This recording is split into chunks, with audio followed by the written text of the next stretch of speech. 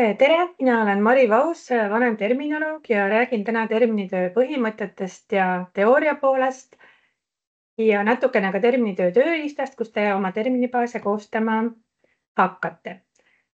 Eesti Keele Instituudis olen ma terminibaasi Esterm koostaja, tegelen terminitöö tööriista ja süsteemide arendamisega, terminitöö põhimõtete ja juhendite väljatöötamisega ja teadus- ja arendusprojektidega, mis on siis seotud terminitööga. Mõnedega teist oleme vast juba ka kohtunud, näiteks infopäeval või Ekileksi tööteos ja üks selline teooriakoolitus on meil ka juba toimunud. Tänase koolituse me siis salvestame, slaide jagame teiega ja tänane koolitus on pigem loengu vormis, 1,5 tundi ja lõpus siis loodame leida veidi aega ka küsimuste jaoks. Nüüd homme toimub ka töötuba, et seal on aega oluliselt rohkem, tervelt 4 tundi ja seal on kindlasti rohkem aega rääkida ja arutada ja saate juba ise proovida olla siis terminibaasi koostaja rollis ja ise kirjeid teha. Täna on minuga siin veel Kairi Janson, terminikonkursside koordineerija, et sa äkki ütled enda kohta ka paar sõna? Ja, tere kõigile! Mina tõesti olen terminikonkursside koordineerija ja EKIs tegelen siis veel ka eestikeelsete kõrgkooliõpikute programmi koordineerimisega. Ja väga tore on teid kõiki siin täna näha. Ma pikemalt endast täna ei räägigi, sest kes tulevad homme töötuppa, siis minuga tutvute lähemalt juba seal. Nii et annan sõna Marile tagasi. Ja aitäh!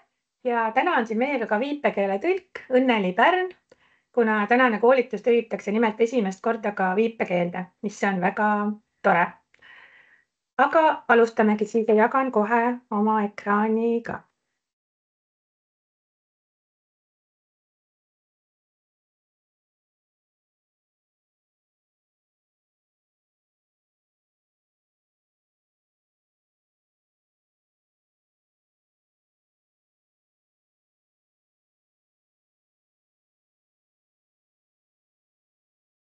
Kõigepealt tööriistast. Et maailmas on terminitöö tegemiseks loodud erinevaid tehnilisi võimalusi. Eestis on Eesti Keele Instituut arendanud terminitöö jaoks täiesti oma isikliku tööriista. Et see on Ekilex ja see on siis tööriist sõnaraamatute ja terminibaaside koostamiseks. Et see on avalikult tasuta kõigile kättesaadav. Igaüks võib sinna oma valdkonna terminibaasi koostada. Ekilexi me avasime terminitööks 6 aastat tagasi ja selle funktsionaalsust arendame kogu aeg edasi. Enne Ekilexi koostasid terminikomisjonid meil baase Termekis. Nüüdseks on kõik baasid sealt Ekilexi imporditud ja meie eesmärk ongi koondada kõik eesti keelt sisaldavad terminibaasid Ekilexi. Ja oleme jõudnud nii kaugele, et praegu koostataksegi enamus baase siis otse Ekilexi. Ja põhimõtteliselt me soovime näidata kogu keeleinfot eesti keele kohta ühes kohas, et lisaks oskuskeelele ka kõikvõimalikku muud keeleinfot nagu käänamine, pööramine, sõnade päritolu, teiste keelte vasted. Ja Ekilexis loodud terminibaasid muutuvad siis keelekasutajatele nähtavaks keeleportaalis Sõnaveeb, mis on Ekilexi nii-öelda välisliides. Ja Ekilex on maailmas üsna unikaalne, kuna seal on koos nii üldkeel kui oskuskeel. Et üldkeele poolt esindab Sõnaveebis praegu Eki ühendsõnastik. Seda koostavad Eki leksikograafid ja keelekorraldajad ja sel aastal ilmub samasse portaali meil ka siis uus õigekeelsussõnaraamat. Oskuskeelt esindab Eki terminibaas Esterm. Seda koostavad Eki terminoloogid ja valdkonna ekspertide koostatud terminibaasid, mida on juba üle 130.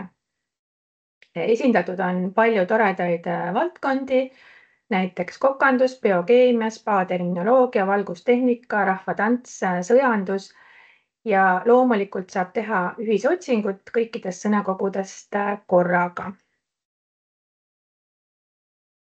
Siin on Sõnaveebi oskussõnastike loetelu hirmus pisikeses kirjas ja see illustreerib siis seda, et neid on juba päris palju ja nende arv pidevalt kasvab. EKIlexis ehk koostamiskeskkonnas on sõnakogusid isegi rohkem, kokku 159, aga päris kõik baasid ei ole avalikud. Need on selle taotlusvooru uued valdkonnad EKIlexisse ja näitan neid eeskätt sellepärast, et teaksite vajadusel naabervaldkonna inimesed üles otsida ja koostööd teha, kui teil on kattuvaid teemasid. Kui me räägime termini baasidest ja oskussõnastikest, siis me räägime oskuskeelest. Ja peamine erinevus üld- ja oskuskeele vahel on väljenduse täpsuses. Oskuskeel on oluliselt täpsem ja oskuskeelne sõna ehk termin on samuti täpsem. Näiteks meditsiinikeelne hematoloogiline uuring hemogramm 5-osalise leukogrammiga on üldkeeles lihtsalt üldverepilt. Ja üldkeelses ja oskuskeelses kasutuses võib olla ka tähenduse erinevusi. Kui üldkeeles on praam autotekiga reisilaev, mida kasutatakse liinireisideks, siis erialainimesed sellist kasutust ei toeta ja merenduskeeles oleks õige termin parvlaev. Et seega praam on siin parvlaeva üldkeelne nimetus. Ja merenduskeeles on praam tegelikult pukseeritav või mõnikord ka iseliikuv, lai, lamedapõhjaline, madala süvisega laev ja sellega veetakse laste, et praamiga ei veeta reisijaid. Ja veel oskuskeeles võib sõna kuju olla erinev üldkeele omast. Näiteks õiguskeelne pärand on üldkeeles pärandus. Oskuskeel ongi erialasel suhtlemisel kasutatav keel. Sellele on iseloomulik seotus mingi eriala või valdkonnaga ja seda eristab teistest allkeeltest oma termini vara. Üldkeel on keele üldtarvitatavusa, mida harilikult vastandatakse oskuskeelele ning mida kasutavad kõik keelekõnelejad vanusest, ametist, haridusest, elupaigast olenemata. Ja üldkeele sõnade tähenduspiirid on hajusad. Nüüd erinevalt üldkeele sõnadest terminite tähendused on täpselt piiritletud ja termin on sõna või sõnaühend, mis tähistab erialast mõistet. Et üldkeeles on sõnadel tavaliselt laiemad tähendused ja rohkem sünonüüme kui oskuskeeles. Ja siit jõuamegi terminoloogia põhimõistete juurde. Nendeks on lisaks siis terminile ka mõiste ja definitsioon. Mõlemad on terminiga tihedalt seotud. Kõik algab objektist. Reaalses maailmas on olemas midagi, millest me mingil viisil mõtleme, mida on vaja kuidagi väljendada ja siin on selleks objektiks puu. Nüüd mõiste on see, mis on inimese peas, et ettekujutus sellest objektist ja selleks, et teiste inimestega suhelda, on vaja seda mõistet kuidagi tähistada. Ja tähistamiseks me kasutame sõnu ja erialakeeles nimetame neid sõnu terminiteks. Et termin on miski, mida saab välja öelda või kirja panna. Et selle näite puhul on terminiteks puu ja tree. Ja definitsioon on mõiste kirjeldamine sellisel moel, et seda mõistet oleks võimalik teistest mõistetest eristada. Et definitsioone võib samuti olla mitmeid erinevates allikates, erinevates keeltes, erinevalt sõnastatud. Näiteks puu kohta on siin kõva ja jäiga tüve ning hargnevate okstega pikaealine kõrge taim. Ja kuna termini väliskujust pole mõiste sisu alati aimatav, siis on termini baasides definitsioonidel tähtis roll. Ja terminitöös ongi oluline kõigepealt aru saada, millise objekti või nähtuse tähistamiseks terminit vaja on. Et sellepärast keerleb terminoloogias kõik ümber mõiste ja termini sobivuse hindamisel alustatakse uurimistööd ka alati mõistest. Võib öelda, et üldjuhul saab üldkeele sõnade kohta infot sõnaraamatutest ja oskuskeele ja terminite kohta termini baasidest. Et termini baasid ja sõnaraamatud on ülesehituselt erinevad. Terminibaasid on mõistepõhised ja sõnaraamatud sõnapõhised. Ja kohe näitan ühte näidet ka.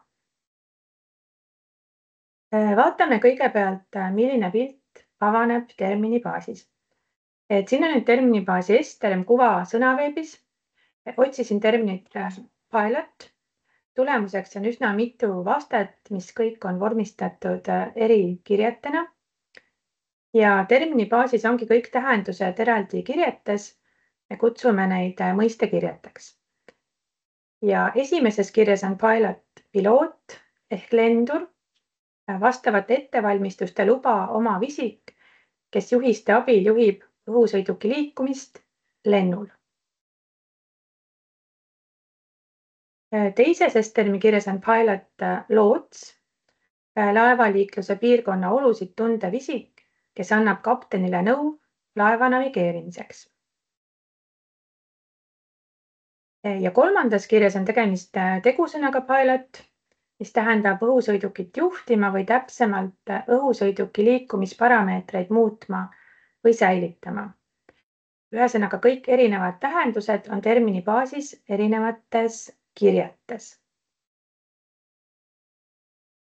Siin on nüüd üks elektrooniline üldkeele sõnaraamat Collins Online English Dictionary ja ma otsisin siit samuti sõna pilot ja siin on selle sõna erinevad tähendused toodud kõik samal lehel üksteise all ja esimesed 3 mahtusid mul siia slaidile ka.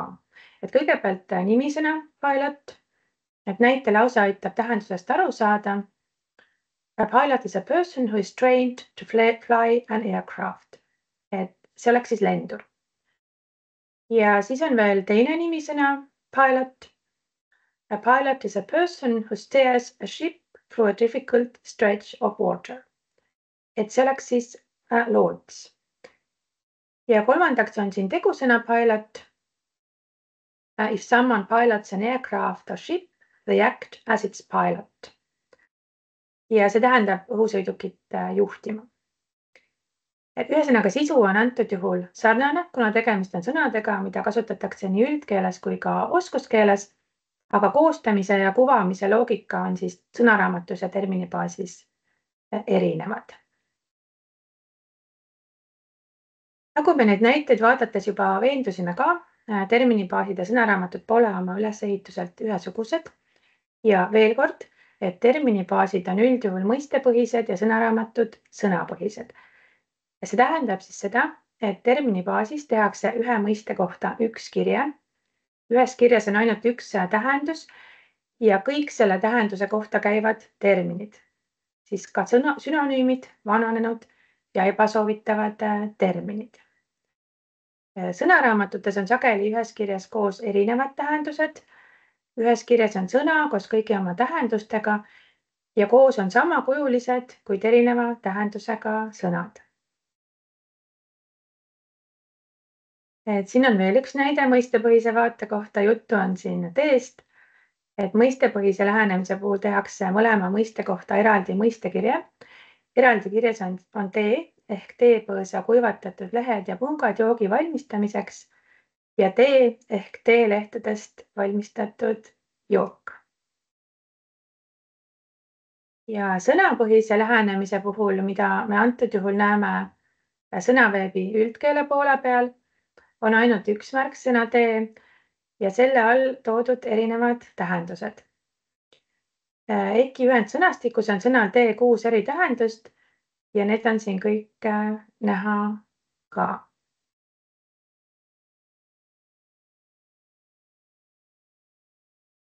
Üldkeele sõnastike ja terminibaaside vahel on veel üks erinevus.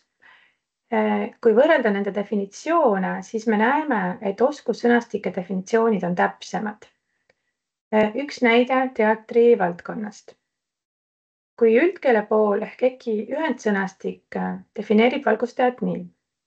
Valgustuse ja valgustusefektide tegija, näiteks teatris, filmivõtetel, siis teatriterminite baas on oluliselt täpsem ja ütleb, et tegemist on tehnilise töötajaga, kes tegeleb valguskujunduse ülesehitamise ja tehnilise teenindamisega.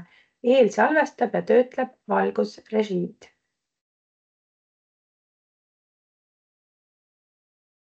Samakujuline termin siin näiteks kestvuskatse võib esineda mitmes valdkonnas ja seejuures mõiste sisu on erinev. Ja oskuskeeles võibki terminitel olla olenevalt valdkonnast veidi erinev tähendus.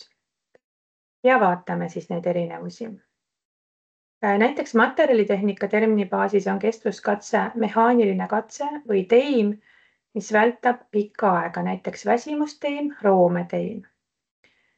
Metroloogia terminibaasis on see katse, mille eesmärk on kontrollida, kas arvesti või mõõtesüsteem suudab säilitada oma funktsionaalseid omadusi kasutusaja jooksul.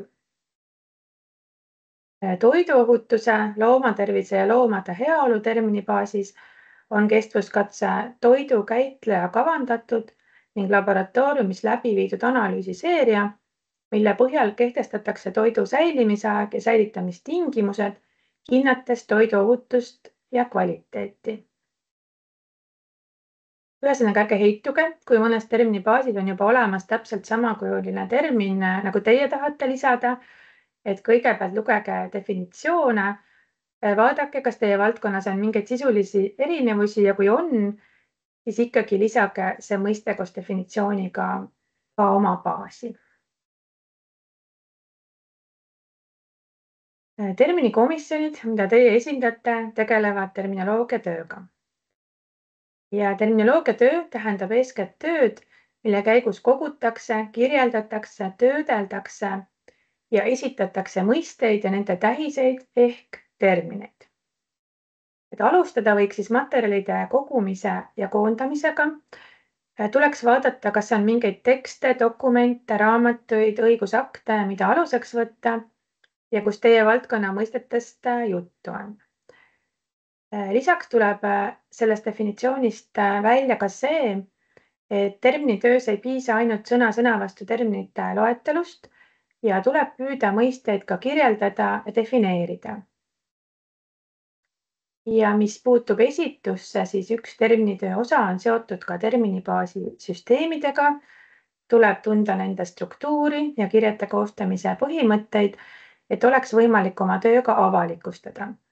Ja meil on selleks terminitöö tegemise tööriistaks Ekilex ja avalikkusega saame oma töö tulemusi jagada keeleportaalis Sõnaveeb.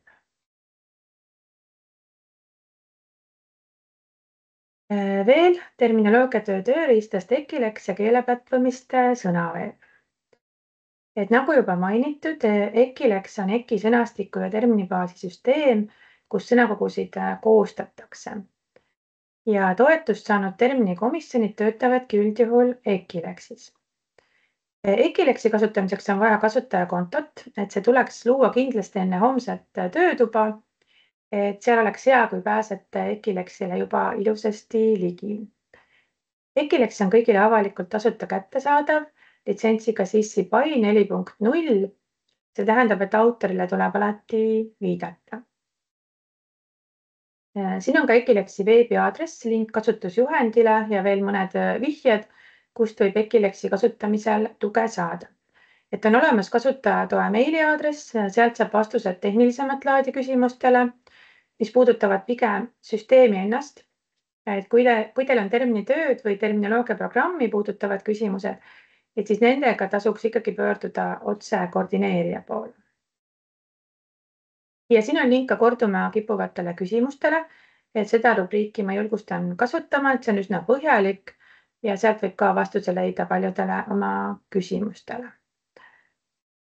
Kui Ekilex on rohkem sõnakogude koostajatele mõeldud platvorm, siis Ekilexi välisliides on Sõnaveeb ja kõiki Ekilexis loodud avalikke sõnakogusid kuvatakse portaalis Sõnaveeb siis kõigile keelekasutajatele. Sõnaveebis on igal sõnakogul oma maandumisleht, kus saab kirjeid sirvida. Ja nagu näitest näha, et siis veebiaadressi lõpus on 3-täheline sõnakogu kood. Sõnakogude nimekirja koos linkidega leiab rubriigist portaalist jaotisest sõnakogud ja seal on ka sõnakogude koostajate kontaktandmed, kui neid peaks olema vaja, et nendega näiteks ühendust võtta. Kirjetele saavad kasutajad anda ka tagasisidet ja sõnaveebi tagasiside laekub Ekileksi, kus kõik saavad seda ka siis näha ja sellega tutvuda. Ja taustaks veel, et aprillis 2022 oli sõnaveebil 41 000 unikaalset kasutajat. 2023. aasta veebruaris juba 66 000 unikaalset kasutajat ja selle aasta aprillis 108 020 unikaalset kasutajat. Nii et teie töö jõuab paljude kasutajateni. Ja oskussõnastike vaade on arendamisel ja muutumises tegelikult nii sõnaveebis kui ka Ekileksis. Ja ka selles osas võib meile tagasisidet anda, et selle saame siis edastada arendusele ja loodame, et meie süsteem saab veel parem. Kui nüüd liikuda edasi ja mõelda, millist informatsiooni terminibaasis näidata, et kasutajad saaksid mõistest võimalikult hea ülevaate, siis kõigepealt on mõistekirjas mõisteplokk, info kogu kirje, kogu mõiste kohta. Et seal on valdkond, tähenduse seosed ehk viited seotud mõistetele, definitsioonid erinevates keeltes ja vajadusel ka märkus, mis annab kasutajale siis mingit laadi lisainfot. Veel on mõistekirjas konkreetsete terminite kohta käiv info, keelte kaupa ehk keeleplokid. Ja ühe terminiga seotud infot nimetame ilmikuks. Ja ilmikuses on siis termin või terminid, kontekst ja seal võib samuti olla märkus täiendava infoga. Ja terminibaasid erinevad sõnastikest veel selle poolest, et seal on olulised ka allikad, milles terminit kasutatakse. Seega on seal ka allikaviited nii terminite, definitsiooni kui ka märkuse või konteksti juures. Ja allikate kohta koostame siis eraldi allikakirjed. Ja terminibaasist leiab andmed ka andmete enda kohta, näiteks mõistekirja sisestaja nimi, millal mõni termin on loodud, millal viimati muudetud ja seda tüüpi info leiate Ekileksist nupu logi alt.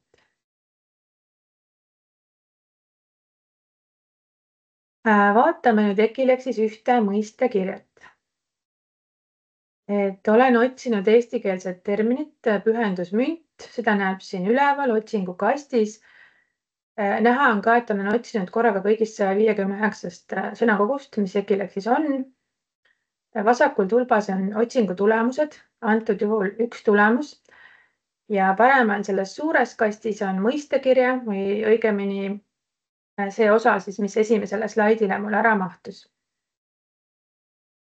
Näeme, et siin üleval on kirjenumber 5900674.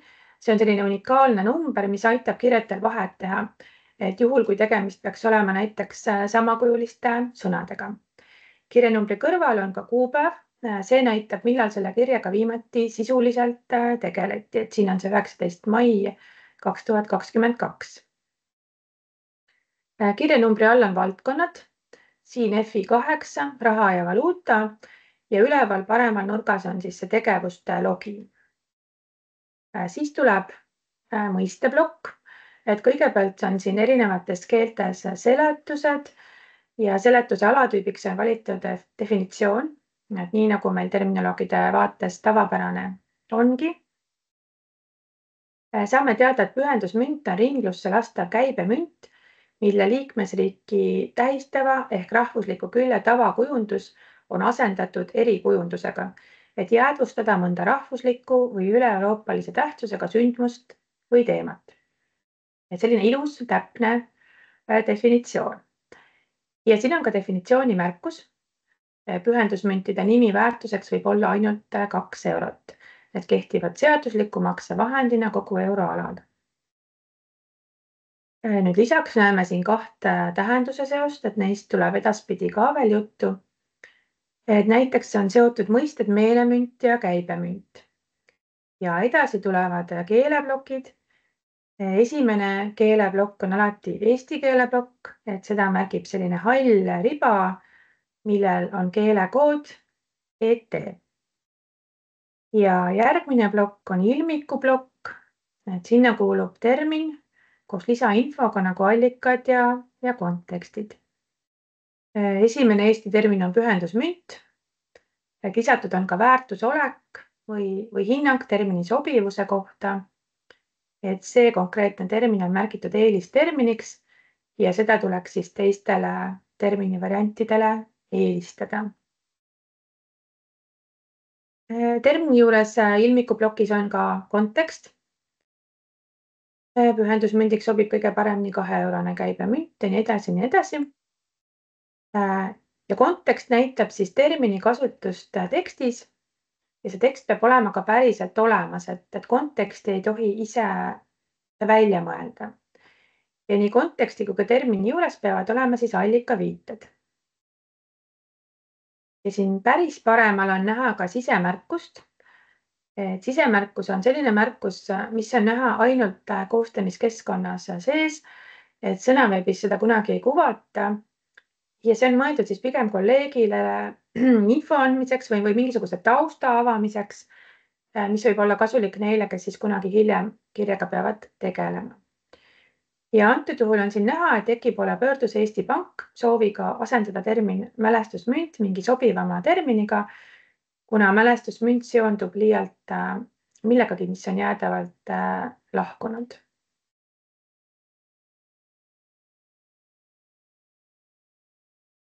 Ja siin on nüüd sama kirja jätk, et näeme siin veel mõningaid Eesti termineid ja veel väärtusolekuid.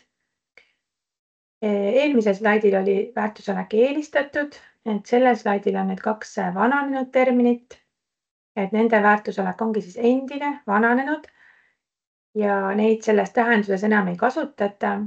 Need on mälestusmünt ja 2-eurone mälestusmünt.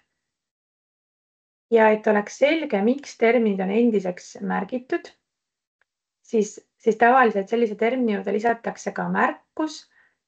Antud juhul siis väike selgitus selle kohta, kuidas Eesti Pank otsis 2020. aasta novembris uut terminit juba juurdunud termini mälestusmünt asemele, mis tekitas sellist vale seost.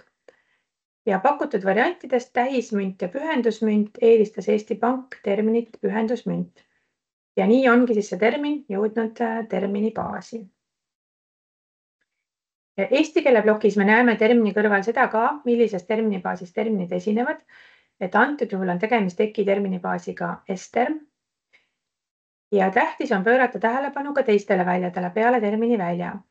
Et kui te teete otsinguid või otsite teistes keeltes vasteid, siis esimesena tegelikult peaks jälgima valdkonda, kuna on termineid, millel on eri valdkondades erinev tähendus. Et nagu kas või seesama kestvuskatse, mida me just enne vaatasime. Ja palju abi on kasutajatega definitsioonidest ja kontekstidest, mis aitavad neil otsustada, kas see termin just antud juhul sobib neile või nende konkreetsesse teksti. Ja nii palju kui võimalik, tuleks terminibaase koostades tegelikult kogu aeg mõelda kasutaja peale ja selle peale, et kasutaja ei pruugi olla eriala asjatundja ja paljud asjad, mis eksperdi jaoks on iseenesest mõistetavad, kasutaja jaoks ta tegelikult ei pruugi olla. Tehnilise poole pealt veel seda, et EKI-leks siis rohelised nupud on info lisamiseks, sinised nupud on muutmisnupud ja kollased nupud on kustutamisnupud. Ja näha on neid siin ühe ilmiku märkuse juures, mis ütleb, et termin erikujundusega 2-eurone käibemünt on kasutusel, kuid terminina kohmakas. Ja need nupud ilmuvadki nähtavale tegelikult alles siis, kui kursoriga õige koha peale jõuate ja sealt kursoriga niimoodi üle libistate, et tegelikult kõiki välju on võimalik samal moel muuta. Ja termini juures näete veel sellist tabaluku märki ka, et selle luku asendi järgi saab aru, kas tegemist on avaliku või mitteavaliku ilmikuga. Ja kui lukk on lahti, on termin ja selle juurde käiv info siis ka sõnaveebis näha.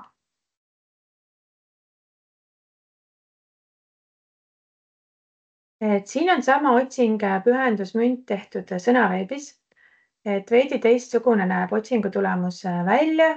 Väljadel on kohati teised nimed ja infopaigutus võib erineda, aga sama info on tegelikult kõik olemas.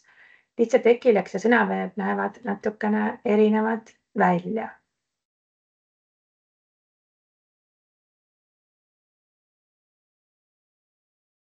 Vaatame nüüd mõistekirja osised veel kord üle. Terminitööd reguleerivad ka standardid ja need definitsioonid siin ongi pärit terminitöö standardist. Nagu juba mainisin, sõnaveebis on väljadel kohati teised nimed, aga sisu on sama. Ja nagu just ise ka veendusite, siis mõistekirjast me võime leida siis järgmisi välju. Et seal on valdkond ehk eriteadmuse aineala, mis näitab, millisesse valdkonda mõiste kuulub. Kui te nüüd ei tea, millist valdkondade klassifikaatorit kasutada või teil seda ei ole, siis meie soovitame kasutada Lenoki klassifikaatorit. Et see on sisuliselt hästi pikk valdkondade nimekiri ja selle alusel saab siis valdkondi määrata. Ja laiem valdkond jaguneb seal omakorda kitsamateks alamvaldkondadeks. Et Lenok on meil praegu ingliskeelne. Eesti keelde oleme jõudnud esialgu tõlkida ainult ülemvaldkonnad, aga ta on ilusasti seal süsteemis olemas.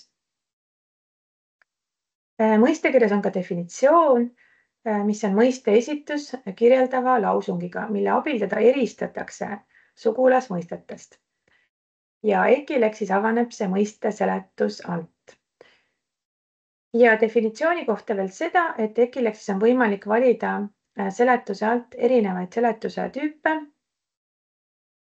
Lisaks definitsioonile ka selgitust ja lühivihjet, aga terminitöö puhul me siis kasutame mõistete lahti seletamiseks üldjuhul definitsiooni.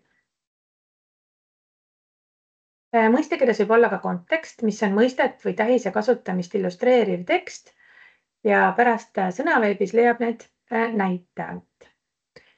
Ja mõistekirjas võib olla märkus, mis on termini artikli mis tahes osa kohta lisateavet andev lausung. Et näiteks mõistemärkus, definitsioonimärkus, ilmikumärkus, et oleneb siis sellest, mille kohta te lisainfot anda tahate. Ja sõnaveebis on märkusrubriigis hea teada. Ja kirjas on ka allikaviited, teave, mis näitab, millises allikdokumendis terminiandmed esinesid.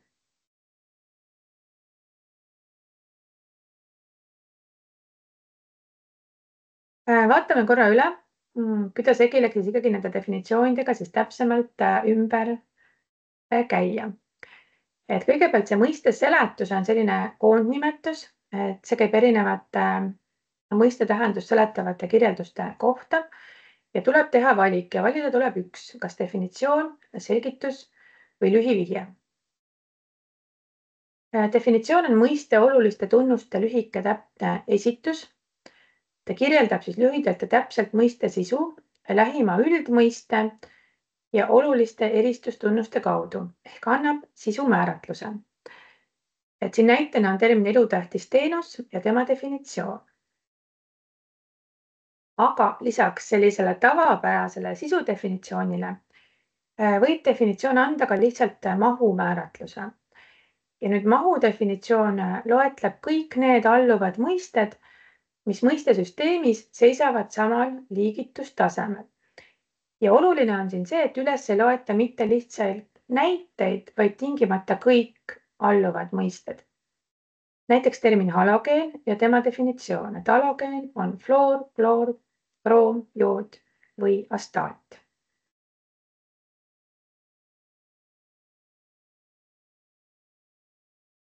Nüüd selgitust palume mitte kasutada, et see peaks varsti terminoloogide vaatest üldse ära kaduma. Ja lühivihje on selline mõistet piiritlev täpsustus. Et näiteks termin agregeerima, lühivihje andmete kohta, termin tagurpidi, lühivihje käigu kohta.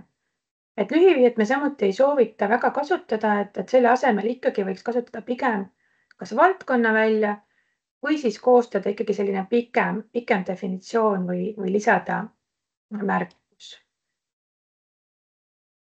Definitsioonide kohta veel seda ka, et ühendsõnastiku definitsioone terminibaasides me ei kasuta, kuna sõnaveebis kuvatakse ühendsõnastikku ja terminibaase nüüd niikuinii kõrvuti. Ja et oskussõnastiku definitsioon võiks olla ikkagi täpsem, et üksi definitsiooni võib küll kohandada või täpsustada, aga siis tuleks allikaviites näidata ka, et see definitsioon on koostatud ÜSi põhjal. Ja vormistusest nii palju, et definitsioon on üldjuhul üks lause, algab väikese tähega, lõpeb punktita ja vormistada tuleks ka allikas ja lisada allikaviide.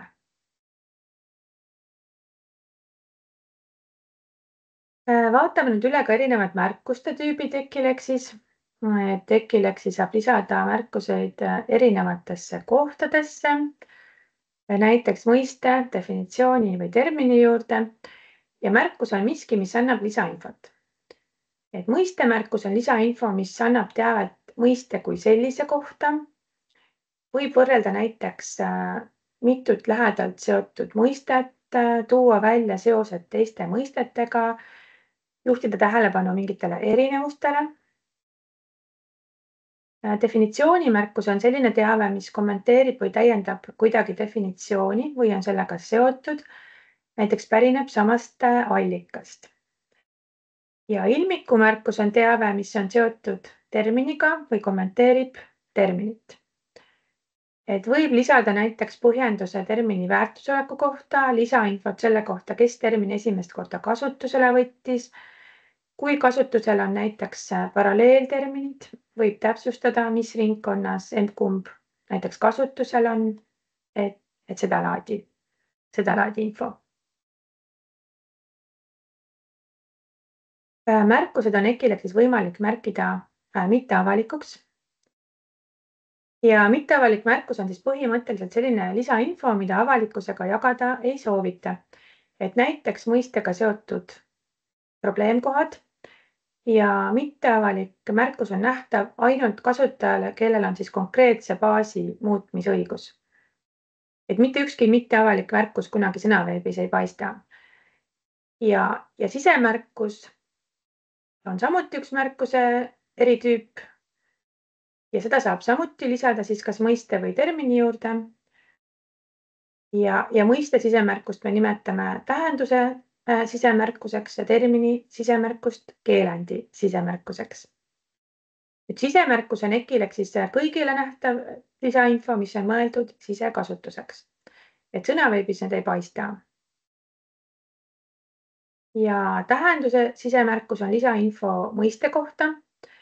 Et seda saab lisada nii enda kui ka teistesse terminibaasidesse ja keelendi sisemärkus on lisainfo termini kohta ja mõlemad siis sobivad kas tagasiside jätmiseks või tegelikult ka sõnakogude vaheliseks kommunikatsiooniks. Et seda siis sisemärkust näevad ühesõnaga teised sõnakogude autorid ka, mitte ainult teie enda sõnakogu koostajad. Ja oluline on võib-olla siin veel see, et kuna keelendid on kõigile baasidele ühised, siis see keelendi sisemärkus on samuti kõigile baasidele ühine ja käib siis keelendiga kaasas kõikides baasides. Ja vormistuse kohta veel nii palju, et märkus on üldjuhul täislause, algab suure tähega, lõpeb punktiga, nagu tavaline lause ikka. Ja ühele märkuse väljale võib lisada ka mitu lauset. Ja kindlasti vormistada siis ka allikas ja lisada allikaviide. Edasi terminite väärtusolekutest. Et mõistekirjas on loomulikult tähtis osa terminitel, arusaadav, ja siit leiate erinevad terminite väärtusolekud. Et need nüüd näitavad, millist terminit tuleks eelistada ja millist vältida ja kas mõni termin on praeguse seisuga vananenud või on loodud mõne uue mõiste tähistamiseks uus termin. Väärtusolek on siis hinnang termini sobivuse kohta. Ja terminit tuleks mõistekirjas ise väärtusoleku alusel järjestada. Kõige esimesele positsioonile jääb eelistatud termin. Edasi tulevad ettepanek, küsitav, endine ja välditermin. Ja väärtusolekuga eelistatud tuleks märgendada sobivaim termin, mis on valdkonnas kasutusel ja heaks kiidetud. Ja seda märgitakse, kui ühes keeles on sama mõiste kohta siis mitu terminit. Ettepaneku staatuses on selline termin, mille kasutuses ei ole veel kokku lepitud, mille kasutus ei ole veel juurdunud või mõni uus termin. mis on loodud tõlkimise või teksti koostamise käigus, et see on siis nii-öelda pakutud termin. Ja küsitav on selline termin, mille sobivuses valdkonna eksperdid või terminibaasi koostaja on sellisel kahtleval seisukohal, mis võib-olla vajab veel uurimistööd, või siis termin, millel puudub kasutus usaldusväärses või originaalallikas. Et see on siis madala usaldusväärsusega termin. Endine termin on termin, mis on olnud varem kasutusel, aga mille asemel on käibel uuem termin. Et termin, mille juures on väärtusolek endine, see ei pruugi olla otseselt vale. Et selliselt märgitakse vananenud terminid, näiteks ka asutuste, organisatsioonide nimetused, mida kas enam ei eksisteeri, mis on ümber korraldatud, aga ikkagi on soovitav lisada siis märkuse väljale ka lisainfot, et mis asjaoludel või mis ajast on termin endine. Ja lühidalt on see siis varasem termin. Nüüd välditermin on termin, mida mõiste kohta kasutatakse, aga ei soovitata kasutada.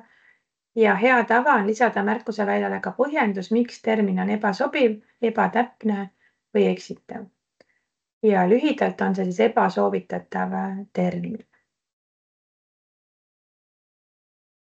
Me oleme kokku leppinud, et sünonüümseid termineid ei tähista väärtusolekuga mööndav, vaid samatähenduslikud terminid jäävad kirjasse ilma väärtusolekuta.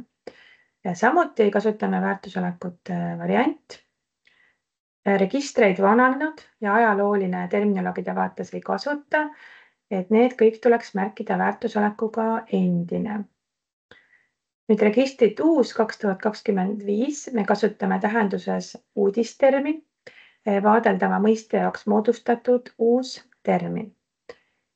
Ja uus 2025 võib siis tähistada uut mõistet või vana sõna, mida kasutatakse uues tähenduses. Näiteks hiir, mis alguses oli lihtsalt loomake, aga hiljem hakati siis kasutama ka arvutihiire tähenduses.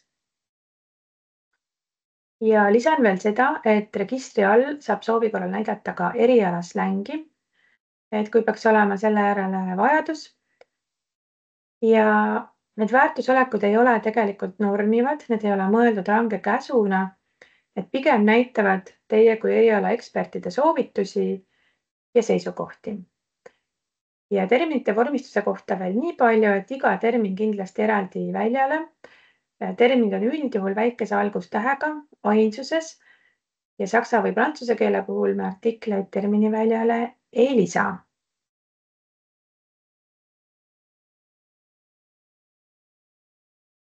Termini juurde saab märkida veel keelendi tüübi, näiteks lühend, tsitaatsõna, kaubamärk, tähis, valem või muu. Saab märkida sõna soo, regiooni, näiteks Briti inglise keel, Ameerika inglise keel, Euroopa Liit või NATO. Et sõnaliiki me termini poolel ise ei määra, nii et seda ei ole vaja märkida. Ja usaldusväärsust ja seda tähistavaid tärne me terminite juurde tegelikult ka ei lisa, kuigi süsteem seda võimaldab. Et selle asemel me kasutame väärtusolekut küsitav. Et kui on vaja näiteks viidata termini madalale usaldusväärsusele.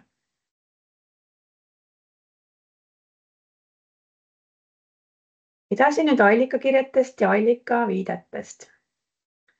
Et terminite, definitsioonide, kontekstide ja märkuste juurde me lisame terminibaasides allikaviite. Ja allikaviide viitab siis sellele allikale, milles siis see vastav termin, definitsioon, kontekst või märkus esineb. Ja selleks, et me saaksime mõistekirjas üldse seda allikaviidet kasutada, tuleb meil kõigepealt koostada allikakirje. Nüüd allikakirjete vormistamist me oleme püüdnud lihtsustada, et enam ei pea täitma iga infokirja jaoks eraldi välja, et allikakirja näeb välja enam-vähem selline nagu teadusartiklites need bibliokirjad ja viitamine toimub samuti teadusartiklitega sarnaselt. Ja siin ongi nüüd mõningad allikakirjete näidised Ecilexist. Ja kõigepealt esimene, et siin on see kirja on tehtud ühe ERR-i portaalis ilmunud artikli kohta, millel on autor olemas ja autor on teada. Ja siis mõistekirjas me nüüd kasutame allikale viidates allika lühikest kuju. Et selles konkreetses lühikujus ongi siis näha autor ja aastaarv. ja järgmisena on siin üks allikakirja, milles me viitame artiklile, millel pole autorit. Et sellele nüüd viitame väljaande pealkirja ja aastaarvuga. Ja siis on siin veel üks allikakirja termini komisjoni kohta. Et sarnane kirja tuleb teil paljudel kindlasti oma komisjoni kohta ka luua. Et siin on siis komisjoni täispikk nimi ja viidata saab lühikujuga, et selle võib ise välja mõelda. Ja antud juhul on siis lühikuju MTTK ja pikk kuju on materjalitehnika terminoloogia komisjon.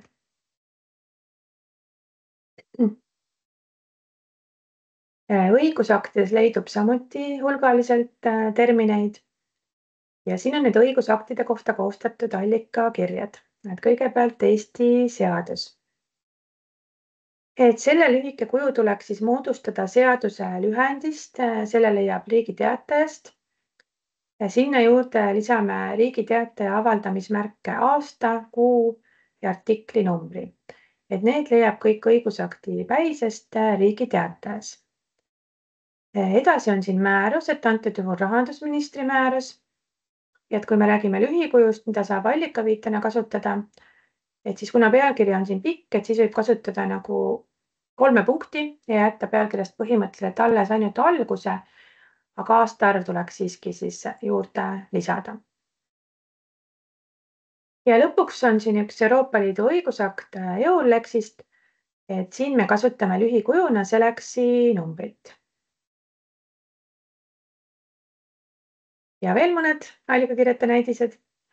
Kõigepealt standard, standardile me viitame standardinumbriga, siis teadustööd, siin on näiteks ühe magistritöö vormistus allikakirjana, et sellele viitame autori perekonnanime aastaarvuga. Siis on siin üks ministeeriumi kodulehekülg, siis on siin veel üks raamat. Nüüd raamatu puhul on 2 võimalust viitamiseks.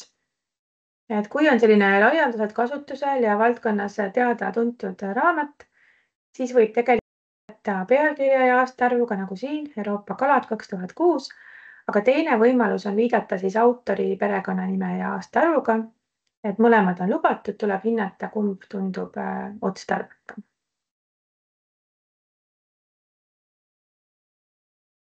Ja allikakirjade kohta ka väike meelespea.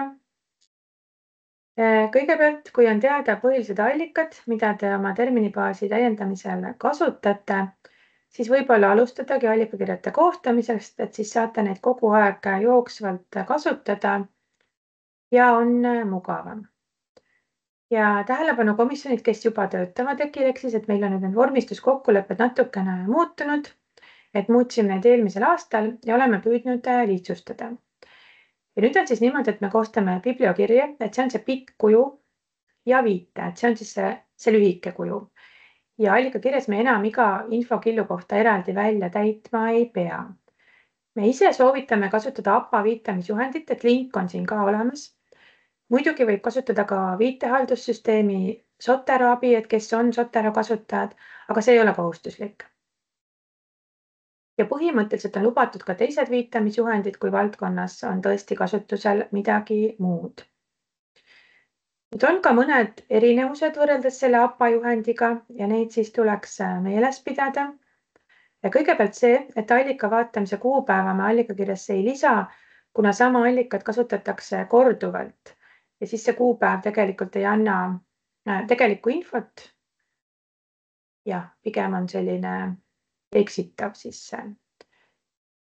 Ja juhendist erineb tegelikult ka see, et veebiaadress tuleks igal juhul allikakirjasse lisada ja veebiaadressi lõppu punkti me ei pane. Lühiviite ümbert jätame ära sulud. Juhendis on nüüd osa infot pandud ka kursiivi, et EKILEX-is see kursiivi kasutamine kohustuslik ei ole. Ja EKI antud malli järgi tuleks koostada Riigi Teataja ja EULEX-i õigusaktide allikakirjad, et need erinevad samuti siis APA viitamisjuhendist. Nüüd raamatute ja ajakirjaartiklite puhul ja juhul, kui kasutate Zoterot, siis põhimõtteliselt võib kasu olla ka sellistest veebilehtedest nagu Google Books, Google Scholar, Ester, ETIS, et seal saab Zotero abiga kergema vaevaga allikakirja luua. Nüüd allikakirja numbrit me enam allikaviitena ei kasuta, et allikaviide võiks olla läbipaistvam. Allikakirja tehakse terve teose kohta, mitte iga peatüki või lehekülje kohta eraldi. Mõistekirjasse allikaviite juurde saab lisada ka siseviited. Et näiteks, kui teete allikakirja mingi seaduse kohta, siis mõistekirjas siseviite juurde saate lisada siis ka selle paragrahvi numbri, et see paragrahvi number on siis nii-öelda see siseviide. Ja iga komisjon loob oma baasi jaoks oma allikakirjad, et teiste koostajate poolt lisatud allikaid enam oma mõistekirjasse lisada ei saa. Et see on ka nüüd selline suuremat sorti muudatus sellest aastast. Ja termini komisjonidele viitame nii nagu enne, nagu slaidil nägite ka, võite enda komisjonile ise välja mõelda lühinime. Ja neid näidisallika-kirjeid saab vaadata ka terminoloogia lehelt või siis sellest korduma kippuvate küsimuste rubriigist.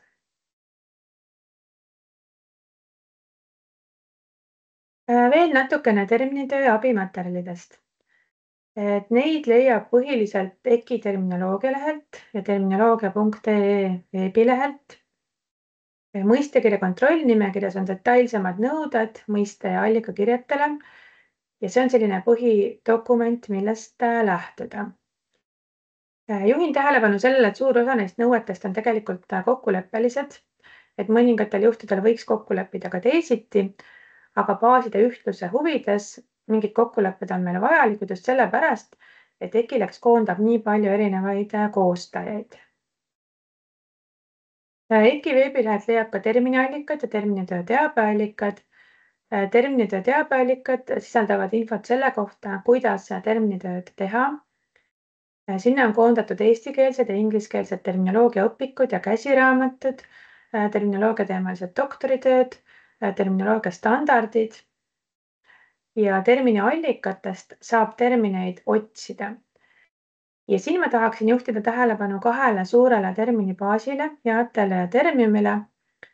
Ja neist 2 jaate sisaldab ka eesti keelt, aga mõlemad katavad siis tegelikult kõiki valdkondi.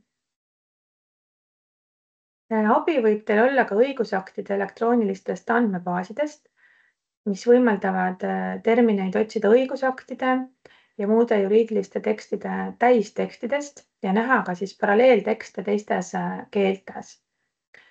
Riigiteataja baas, seal on Eesti õigusaktide tõlked, inglise keelde tõlgivad vandetõlgid ja Euroopa Liidu õigusaktide baas EULEX, seal on ka mõistagi siis kõik Euroopa Liidu keeled.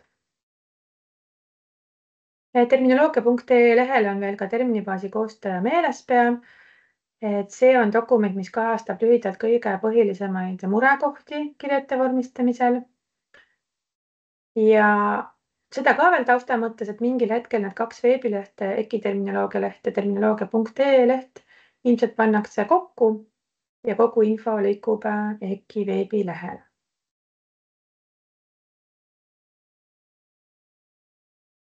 Ülevaate terminitest, oskuskeelest saab ka EKI teadmikust, et seal on väike artikli valik, on üldisemad, teoreetilisemad artiklid, aga siis ka konkreetsemad nõuanded definitsioonide koostamiseks ja sellised terminoloogia spetsiifilised asjad ka, nagu näiteks nimetavaline ja omastavaline liitumine, a la siidsall ja siidisall.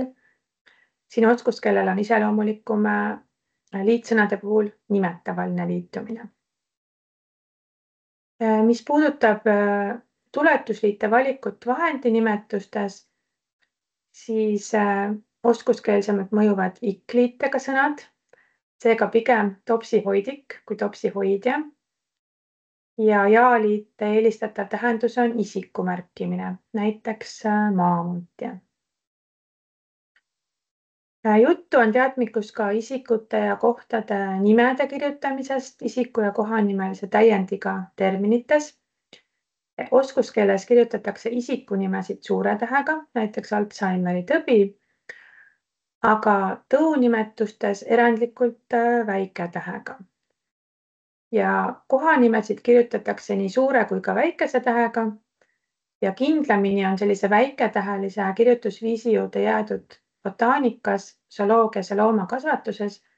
Näiteks torihobune siin tori väikese tähega.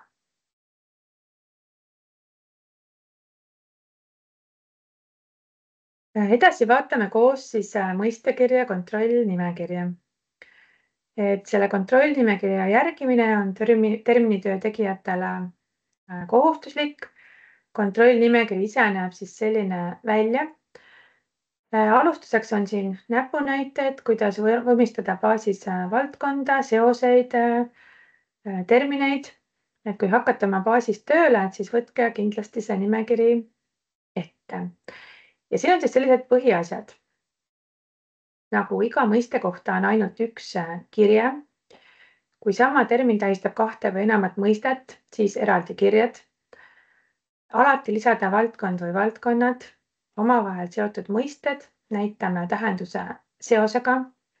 Ühel termini väljal ainult üks termin, et sünonüümid, vananenud, mittesoovitatavad terminide lühendid, alati eraldi termini väljadele ja vältida nende esitamist sulgudes.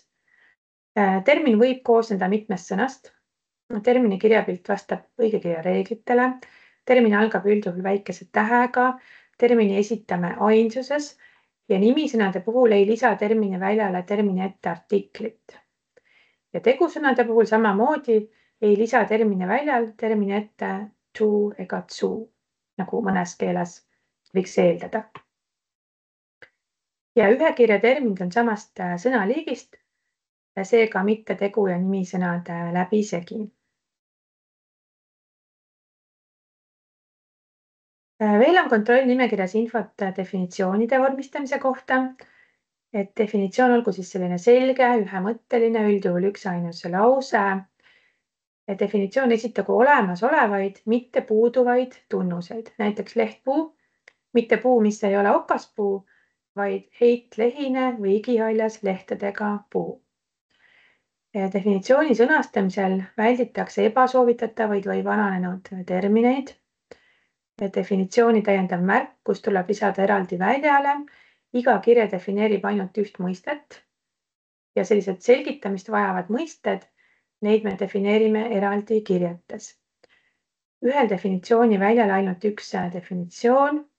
Definitsiooni koostamisel lähtume mõistesüsteemist, toome välja kõik olulised tunnused, mille poolest mõiste eristub naabermõistetest või lähedastest mõistetest.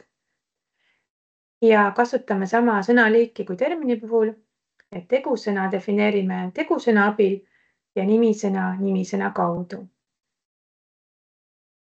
Definitsioonis ei kasuta defineeritava mõiste kohta käivat terminit ega sünonüümi või lühendit.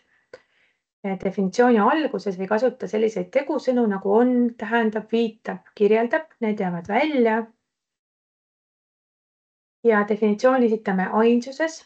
See algab väikese tähega, lõpus punkti ei ole ja definitsiooni alguses me ei korda defineeritavat terminit.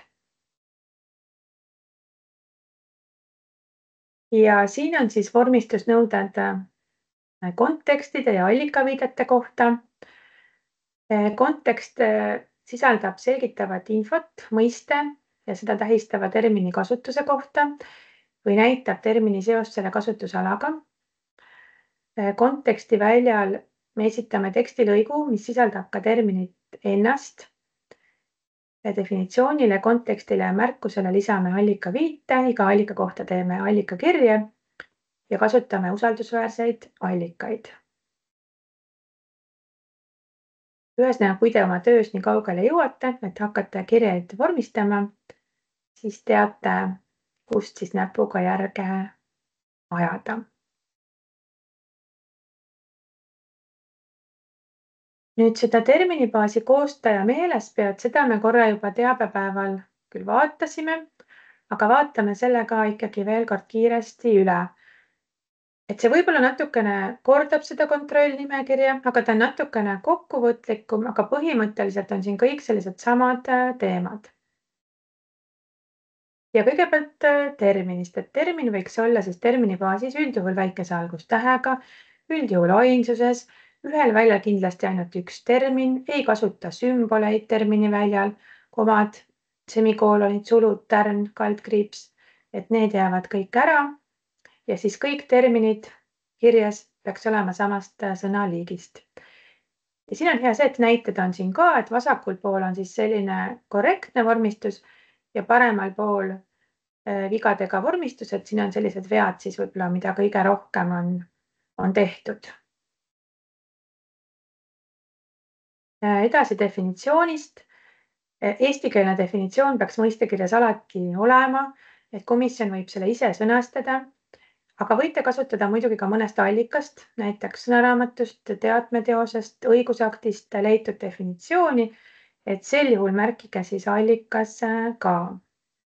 Ja kui komisjon ise on definitsiooni autoriks, siis muidugi on komisjon ise selle definitsiooni allikaks ka, et see tuleb samuti märkida. Definitsioon on üldjuhul üks lause, algab väikese tähega, lõpeb punktita, ei alga terminiga. Definitsiooni alguses ei kasuta selliseid tegusõnu nagu on, tähendab, viitab, kirjeldab. Ja taas on siin näited ka, et vasakpoolses tulbas siis korrektselt vormistatud definitsioon ja parempoolses tulbas vigased definitsioonid.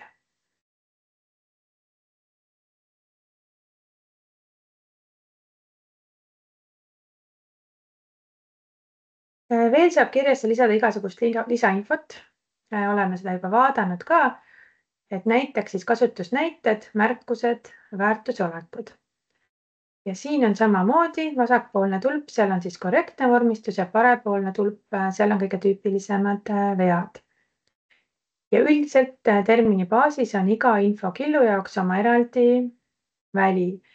Et märkuste puhul näiteks ei tohiks neid kirjutada siis definitsiooni järele, nagu siin ühes näites. Kasutusnäide kontekst peaks olema võimalikult informatiivne, andma kirjale mingisugust lisaväärtust. Et näiteks kontekst vaata seda hõberemmelgat seal, see eriti mingisugust lisainfot ei anna. Samas kontekst, mis ütleb, et hõberemmelgas on niiskete kasvukohtade taim ja vajab palju kasvuruumi. Et see on oluliselt informatiivsem ja aitab mõiste sisu avada ka. Ja kõnealune termin peab kontekstis kindlasti ka esinema. Ja nagu juba rääkisime, siis terminite juurde saame lisada väärtusolekuid hinnangu termini sobivuse kohta. Ja neid ei tohiks lisada siis definitsiooni järele, nagu selles paremas tulbas siin ühes näites on, kus sulgudes definitsiooni järel on varem rand kirburohi. Et õige vormistus on siin vasakus tulbas ja terminid rand linnurohi ja rand kirburohi on mõlemad eraldi termini väljal ja ühel neist on siis juures väärtusolek endine.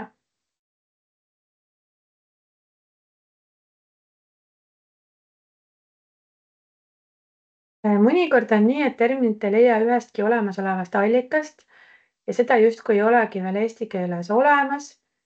Et mida siis uue termini loomisel silmas pidada? Et enne uue termini loomist tuleks veenduda, et mõistet tähistav termin on tõesti puudu. Et tuleks heita pilk juba olemasolevatesse termini allikatesse. Tuleks üle vaadata valdkonda reguleerivad tähtsamad dokumendid, võib-olla ka õigusaktid, siis suhelda kolleegidega, erialaliitudega, riigiasutustega, vajadusel võtta ühendust teiste terminikomisjonidega. Ja kui on selge, et uus termin tuleb tõesti luua, siis määrata täpne valdkond, jälgida, ega samakujuline termin pole juba teises tähenduses kasutusel mõnes külgnevas või lähedases valdkonnas, teha endale selgeks mõiste sisu ja jälgida seda ka, et kuhu see mõiste paigutub mõistesüsteemis, et kuidas ta haakub näiteks ülem- ja alammõistetega. Mõisted paigutuvad süsteemi, nad on omavahel seotud ja siin on üks näide pilveliikide kohta. Et iga pilveliik on kindel mõiste, kui kõrgel asub, kui paks, millest koosneb, mis sademeid toob ja see kuulub siis pilvede mõistesüsteemi. Ja kõiki neid mõisteid tähistavad siis terminid ja näiteks on siin ka toodud kiudpilved, kiudrüngpilved, kiudkihtpilved, kõrgrüngpilved, kõrgkihtpilved. siin on näha, et terminite moodustamisel on kombineeritud erinevaid tüvesid, et kiud, kiht, rünk, kõrg, saju, igaüks neist kannab mingisugust tähendust ja kui neid õigesti kombineerida, siis nad kenasti eristuvad üksteisest, samas annavad hästi mõiste sisu edasi ja tegelikult nad paigutuvad ka süsteemi. Ja siin on mingis mõttes oluline just see põhisõna juurde moodustuva sarja selline ühtne vormistus, et üldkeeles sellist asja väga ei jälgita, küll aga siis oskuskeeles.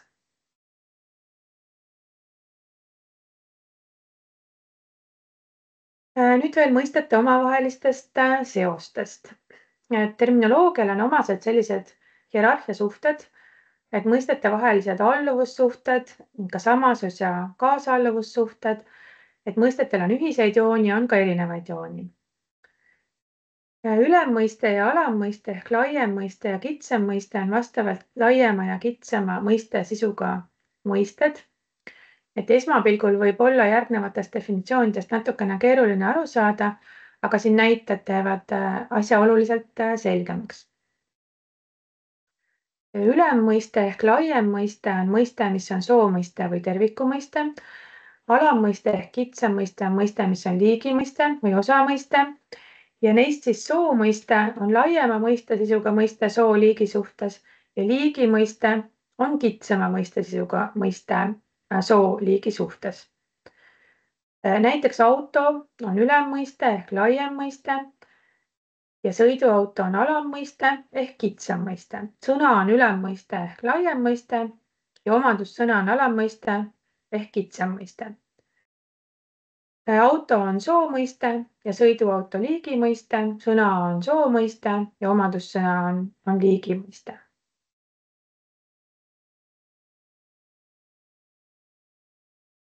Tervikumõiste on tervikuks loetav mõiste osa terviku suhtes ja osamõiste on terviku üheks koostisosaks loetav mõiste osa terviku suhtes. Näiteks välissein kui terviku mõiste on ülemmõiste, aga välisseina kate kui osamõiste on siis tema alammõiste. Lisaks kaasalluv mõiste on alammõiste, millel on sama lähim ülemmõiste ja sama jaotuskriteerium. Näiteks sõiduauto ja veoauto on mõlemad auto. Siin sõiduauto ja veoauto on kaasalluvad mõisted.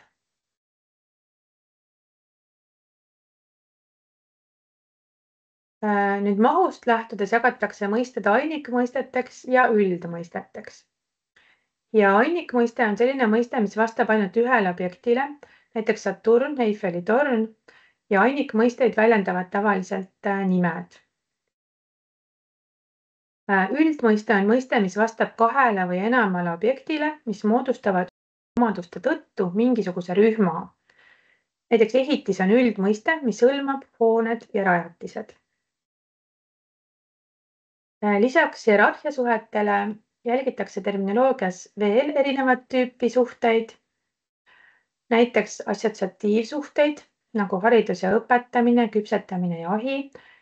Järjesuhteid nagu tootmine ja tarbimine, ajasuhteid nagu kevad ja suvi, põhjussuhteid nagu tuumaplahvatus ja radioaktiivne sadestus. Mõistete seoseid saab näidata ka Ekilexis ja läbi selle ka sõnaveebis. Tähelepanelik tuleb olla selles osas, et mõistete vahel seoste loomisel ei tohiks valida termini juurest ilmiku seost, et tuleks valida see tähenduse seos sealt ülevalt mõiste plokist. Ja võimalik on valida täiesti ilma täpsustamata lihtsalt seotud tähendusmõiste, et see on kõige lihtsam variant, aga tähenduse seose alt saab valida ja näidata ka ülemmõistet, alammõistet, soomõistet, liigimõistet, tervikumõistet, osamõistet, kaasalluvat mõistet, üldmõistet ja ainikmõistet. Need põhimõtteliselt kõike, millest meil juttu oli. Ja kui teil on selline info olemas, et siis saate mõistete seoseid näidata, aga kohustuslik see tegelikult ei ole. Ja nüüd tähenduse seosega saab baasis ära märkida ka duplikaadi kandidaadid. Need on siis sisuliselt topeltkirjed sama mõiste kohta Ja need on mõtet selliselt ära märkida siis, kui te plaanite need näiteks mingil ajal selle seose alusel siis ka üle vaadata.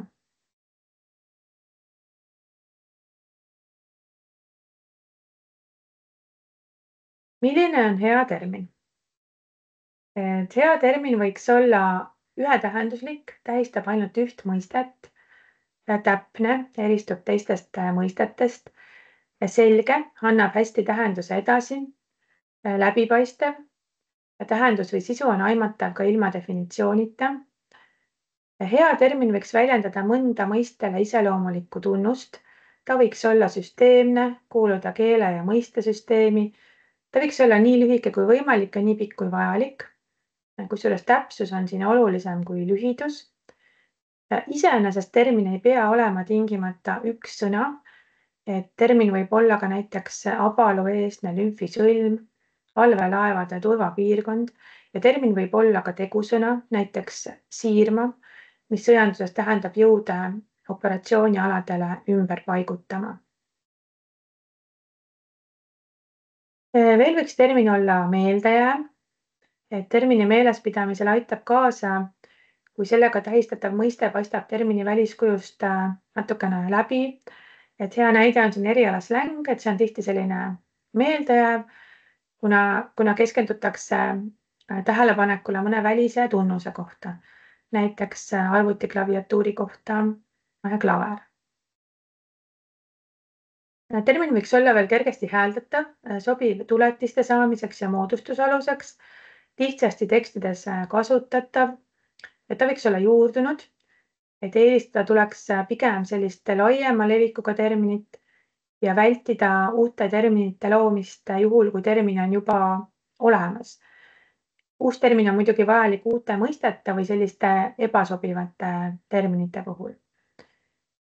Termin võiks veel olla ajakohane, kui vana termin on asendunud uuega, siis võiks eelistada seda uut, mis on laiemalt käibel. Rahvusvahelisi sõnu ei peaks otseselt ja ilmtingimata vältima, aga termin ei tohiks olla otsetõlge, sõna-sõnaline ümberpanemine mingist teisest keelest. Samas kõik omakeelsed terminid ka paraku ei juurdu, et näiteks selline omasõna ja võõrsõna paar nagu harvester ja langetustraktor. Et siin võõrsõna on kindlasti levinum ja laiemalt kasutusel.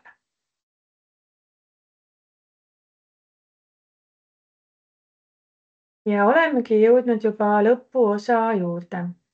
Et kuidas siis ikkagi alustada? Et kui nüüd alustate, siis kõigepealt on teil tõenäoliselt vaja luua uus sõnakogu. Et kindlasti on seda vaja teha uutel komisjonidel. Et seda saate teha Ecilexis sõnakogude halduses, klõpsates paremal nurgas nupul lisa uus.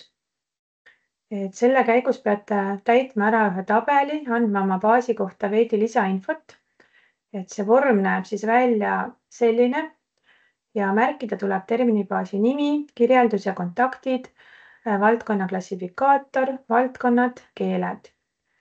Ja oluline on see, et toetuse saajate sõnakogud peaksid olema algusest peale avalikud. Et siin on nüüd veidi detailsem info sõnakogu loomise jaoks, et slaide me hiljem jagame teiega, saate uuesti üle vaadata. Igatahes peaksite siis täitma järgmised väljad. Et sõnakogu kood, see on 3 väiketähest koosnev lühend, mis viitab teie terminibaasile. Terminibaasi nimi, selle saate ise valida. Tüüp peaks jääma siis terminibaas. Edasi tulevad kirjeldus ja kontaktid, mis on sõnaveebis nähtavad, see tähendab avalikkusele nähtavad. Ja siis lisainfo ja kontaktid, mis on sõnaveebis mitteavalikud.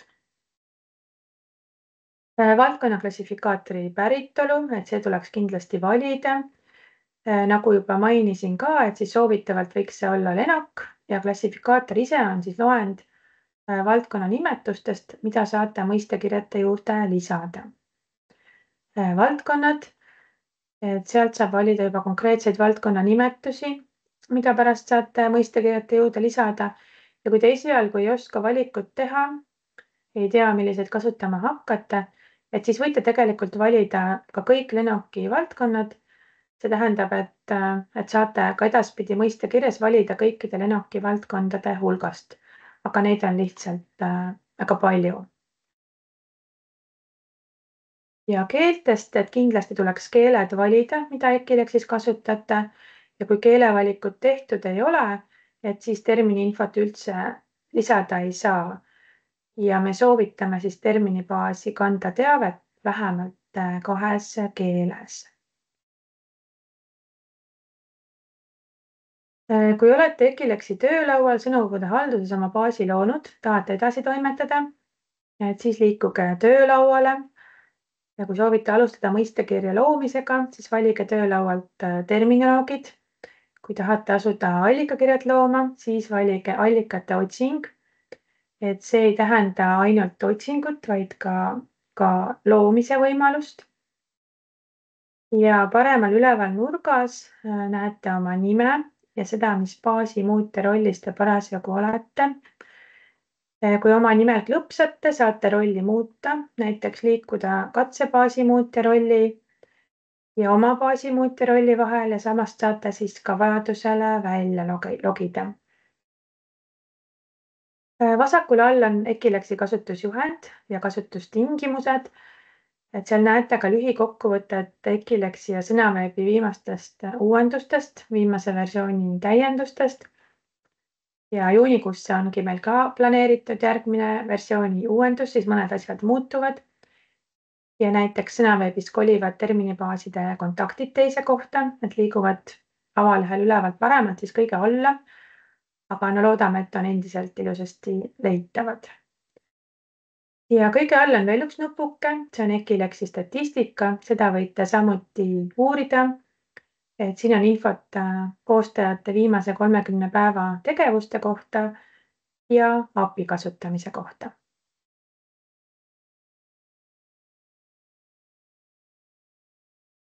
Ecilexis on võimalik ka katsetada. Proovikirjade tegemiseks ja katsetamiseks on loodud katsebaas, et seal võib nii-öelda sodida ja jälgige kindlasti, et valitud oleks õige roll, et katsebaasis toimetage katsebaasi muutja rollis ja muidu ikkagi siis alati oma sõnakogu muutja rollis. Kirjeid koostades ja otsinguid tehes ma soovitan otsida kõikidest sõnakogudest, et saaksite arvestada ka üldkeele ja teiste valdkondade infoga. Püüdke teha nii põhjalikud kirjad, kui suudate, mõeldes ka erialakaugele inimesele. Ja vajadusel on võimalik terminibaasi mõiste juurde lisada ka pilte ja videoid. Jälgige, et iga infokild oleks õigel väljal, et lisage see info, mida teate, mis on teil olemas. Ja samas ärge olge enda suhtes ka liiga kriitilised, et avalikustage valmis kirjad võimalikult kiiresti. Tehke võimalikult palju kirjeid, et kui te näiteks ei oska mingile ingliskeelsele terminile kohe pakkuda eestikeelset vastet, siis inglise keele ploki tegelikult saate ikkagi ära täita, aga ärge siis seda kirjat pikaks ajaks niimoodi unustage sinna.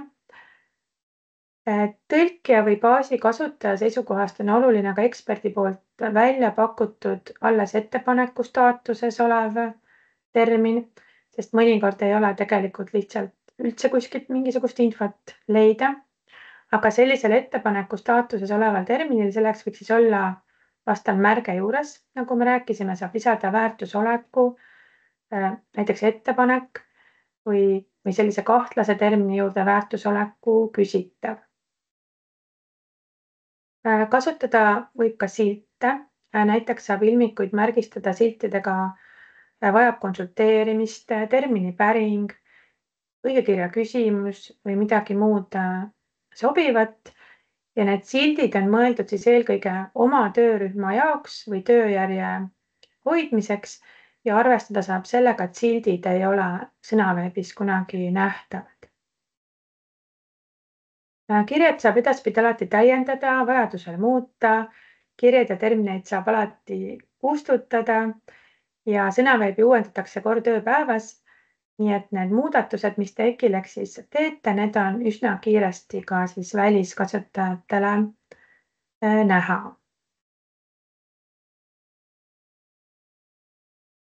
Selleks, et jälgida oma töö tulemuslikkust, on mitmeid võimalusi, et töötöös jõuame neid natukene lähemalt ka vaadata.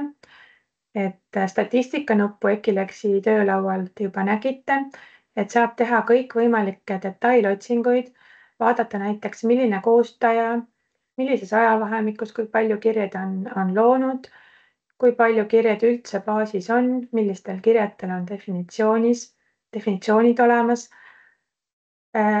Oma aastaaruandes seda märgitad selle, kui palju kirjeid õnnestus toetusperioodi jooksul luua või korrastada.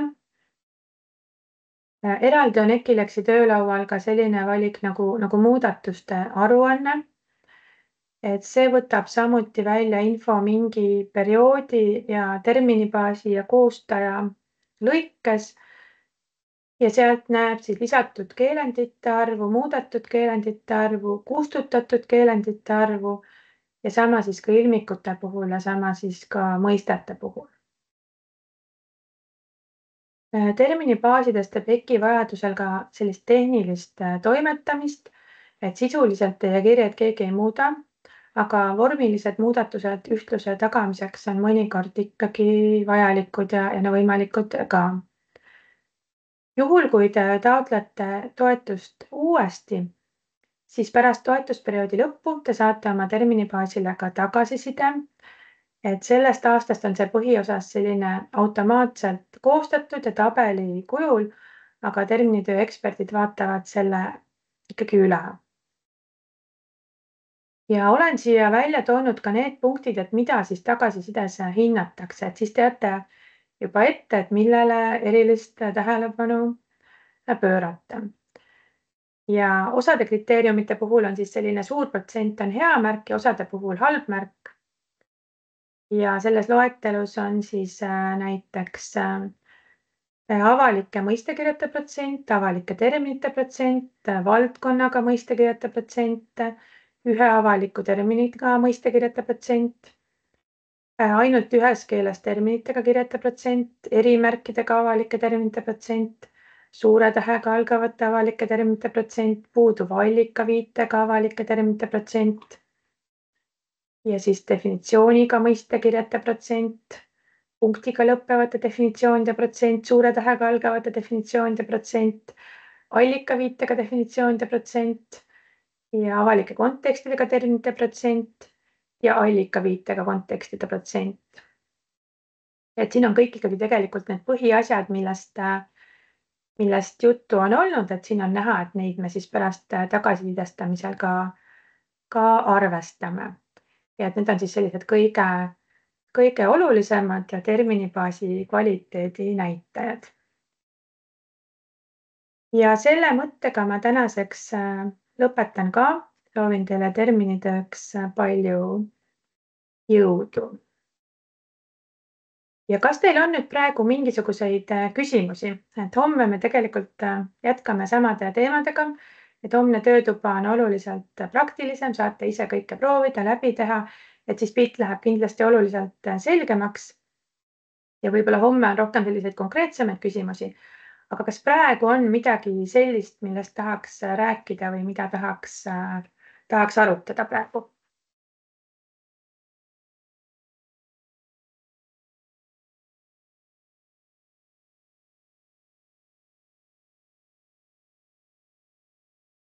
Tundub,